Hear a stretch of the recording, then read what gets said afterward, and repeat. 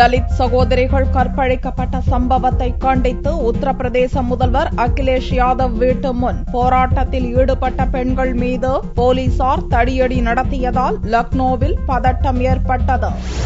உத்தரப்பிரதேச மாநிலத்தில் உள்ள பதவுன் எனும் கிராமத்தைச் சேர்ந்த சகோதரிகள் இருவரை 5 காம கொடூரர்கள் கற்பழித்து கொன்று மரத்தில் தூக்கில் தொங்கவிட்டுச் சென்றனர். கொல்லப்பட்ட இளம்பெண்களின் குடும்பத்தினரை காங்கிரஸ் துணைத் தலைவர் ராகுல், பகுஜன் சமாஜ் கட்சி தலைவர் மாயாவதி ஆகியோர் அடுத்தடுத்து சந்தித்ததைத் தொடர்ந்து இந்த விவகாரம் அரசியல் பிரச்சினையாக உருவெடுத்துள்ளது. இப்பிரச்சினையை முன்வைத்து பாரதிய ஜனதா மகளிர் அணியினர் லக்னோவில் உள்ள முதல்வர் அகிலேஷ் யாதவ் பங்களா முன் முற்றுகை போராட்டத்தில் ஈடுபட்டனர். உத்தரப்பிரதேசத்தில் பெண்களுக்கு பாதுகாப்பற்ற நிலை இருப்பதாகவும் முதல்வர் பதவியை அகிலேஷ் ராஜினாமா செய்ய வேண்டுமென ஆவேசமாக முழங்கியபடி போலீசாரின் தடுப்பு வேலியை தகர்க்க முயன்றனர். அவர்கள் மீது போலீசார் தண்ணீரை பீச்சி அடித்து தடியடி நடத்தினர். இதனால் முதல்வர் வீட்டின் முன்புறம் போர்க்களம் போல மாறியது.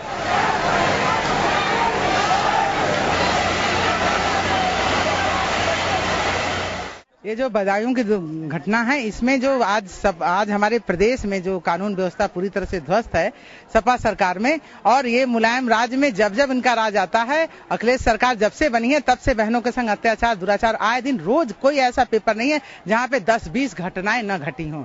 और यही हाल रहा तो अभी 5 सीटें पाए हैं, इनका पूरा सुपड़ा साफ हो जाएगा जब सीएम की पत्नी स्वयं सांसद है और उसके बावजूद भी इस तरह की परिस्थितियां और घटनाएं जो साल नहीं हो रही है दिनों दिन बढ़ती जा रही हैं. இதனிடையே தலித்துகளுக்காக போராடும் ஜன்லோக் சக்தி கட்சி தலைவரும் மத்திய ரசாயன மற்றும் உணவுத்துறை அமைச்சருமான ராம்விலாஸ் பாஸ்வான் பதவுன் கிராமத்துக்கு சென்று இளம்பெண்களின் பெற்றோர்களை சந்தித்து ஆறுதல் கூறினார். தலித் சகோதரிகள் கற்பழித்து கொல்லப்பட்ட வழக்கில் அதே பகுதியைச் சேர்ந்த 3 சகோதரர்கள் பப்பு யாதவ், ஆவதேஸ் யாதவ், உர்வேஷ் யாதவ் ஆகியோரும் கற்பழிப்பு சம்பவம் தொடர்பாக வழக்கு பதிவு செய்ய மறுத்த போலீஸ் கான்ஸ்டபிள்கள் சர்வேஷ் யாதவ், சத்ரபால் யாதவ் ஆகியோரும் கைது செய்யப்பட்டனர். இன்னும் 2 குற்றவாளிகளை போலீசார் தேடி வருகின்றனர்.